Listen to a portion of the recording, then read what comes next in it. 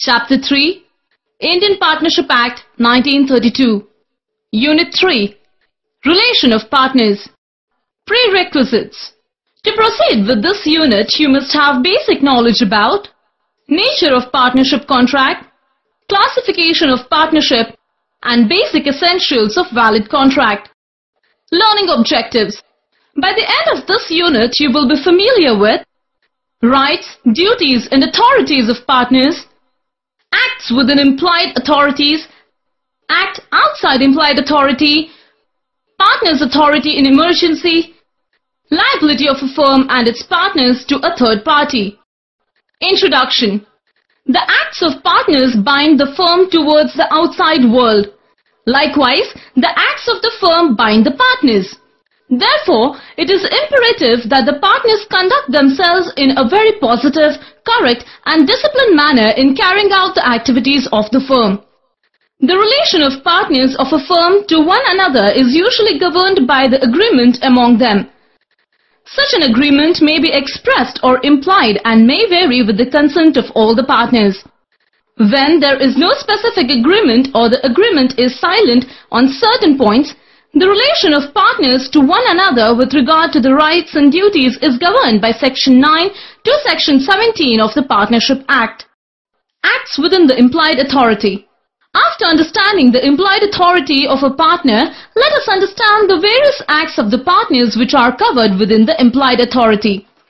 Buying and selling of goods in which the firm deals, receiving payment from the debtor due to the firm and giving valid receipt of the same, engaging a lawyer and defend the suit brought against the firm, engaging the servants to perform the various business activities of the partnership firm, borrowing money and pledging goods of the firm as a security for the pledge, drawing, accepting and endorsing negotiable instrument in the name of the firm, setting accounts with the person dealing with the firm.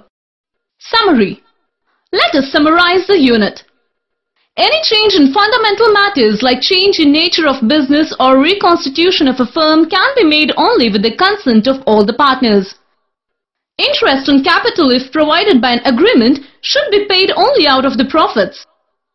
If the agreement is silent, interest on advance is payable at 6% per annum even if the firm suffers loss.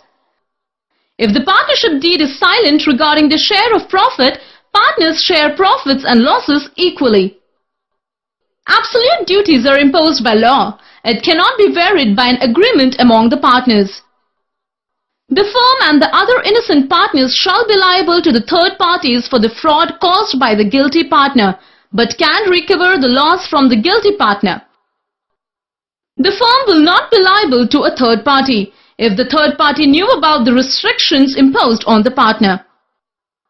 If any act is done by a partner in an emergency to protect the firm from suffering any loss, then the firm will be liable to such partner for such an act done.